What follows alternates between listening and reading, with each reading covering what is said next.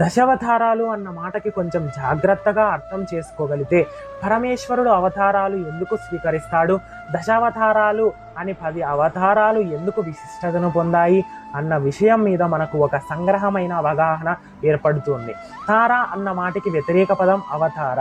తార అంటే నక్షత్రం కాదు, తార అంటే ముత్యం.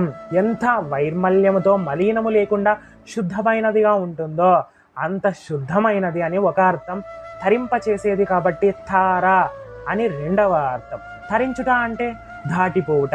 ఒక ఏరు అడ్డంగా వచ్చిందనుకోండి, యువతల వైపు నుంచి అవతల వైపు ఒడ్డు మీద నుంచి ఎలా వెళ్ళిపోతాడో అలా దాటిపోయాడు అని అంటారు. ఆ మాట నిజ జీవితంలో సంసార సాగాన్ని తరించుట అని స్వయంగా అవుతుంది.